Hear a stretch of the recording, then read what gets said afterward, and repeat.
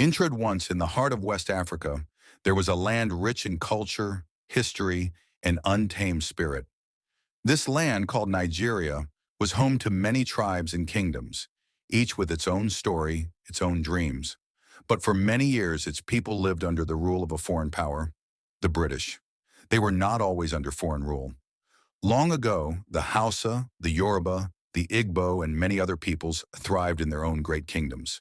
But as the years passed, outsiders came. They traded, they conquered, and soon the land was no longer its own. In 1914, Nigeria was joined together under British rule. North and South merged into one colony. At first, the people obeyed. Some even accepted it. But deep in their hearts, a fire burned. A fire of freedom.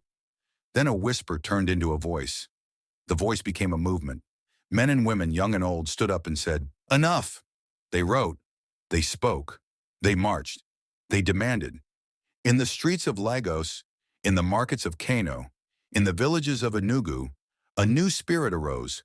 The British rulers watched as the people, once silent, found their voice. And leading them were great men. Herbert Macaulay, the first to challenge the British with words of resistance. Nnamdi Azikiwe, the voice of unity, calling for one Nigeria. Obafemi Awolowo, the visionary dreaming of a stronger people.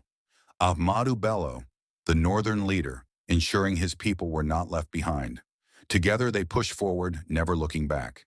The British, seeing the fire that could not be tamed, began to loosen their grip. They allowed changes, slow at first, but enough to feed the hope of a nation. Elections were held. More Nigerians took control of their own affairs. The dream of independence was no longer distant. It was near. Then came the year 1960. The world watched as on the 1st of October, a new flag was raised. Green for the land, white for peace. Nigeria was free. The streets of Lagos, Ibadan, Kaduna, and Port Harcourt were filled with joyous voices. People danced. People sang. The old chains were broken, and a new journey began. Sir Abubakar Tafawa Balewa, standing tall, became Nigeria's first prime minister. Dr. Nnamdi Azikiwe took the mantle as the first governor-general, later becoming the first president when Nigeria became a republic in 1963. But freedom was only the beginning. Nigeria, the giant of Africa, now had to build itself. There were challenges, struggles, divisions, but the spirit of independence remained. And so the people remembered that day, the day the chains fell, the day the flag rose, the day a nation was born, October 1st, 1960, the day Nigeria became free. Freedom is never given, it is taken. Nigeria took its freedom, and with it, the destiny of a nation began. Action.